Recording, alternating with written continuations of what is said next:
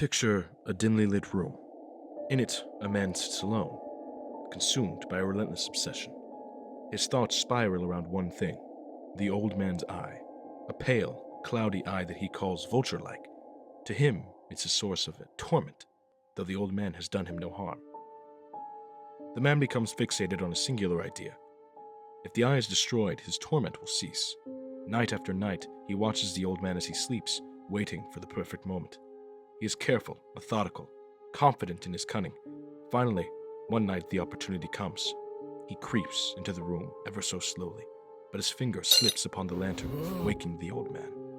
He springs up in bed and they remain still, watching each other for quite some time. Then, the narrator carefully opens the lantern, shining a ray upon the old man's vulture eye. This sent him into a frenzy, causing him to lash out in a loud act of violence. In the cover of darkness, he smothers the old man and hides the body beneath the floorboards. When the police arrive, called by a neighbor who heard a scream, the man is calm. He invites them in, confident in his cleverness.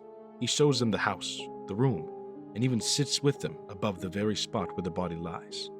But his triumph is short-lived. In the stillness of the house, he begins to hear something, a sound so faint, yet impossible to ignore. It is the beating of a heart. At first, he believes it to be his imagination, but the sound grows louder. He hears it in every corner of the room, each thud reverberating through his mind. It drowns out all else: reason, pride, and even his sense of self. It becomes unbearable, an inescapable drumbeat of his guilt.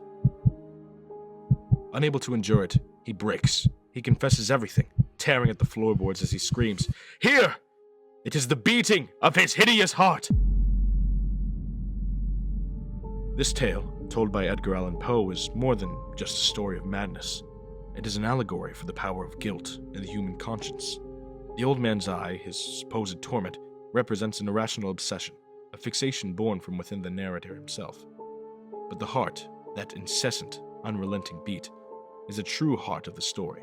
It symbolizes the weight of guilt, the voice of a narrator's conscience, growing louder the more he tries to suppress it.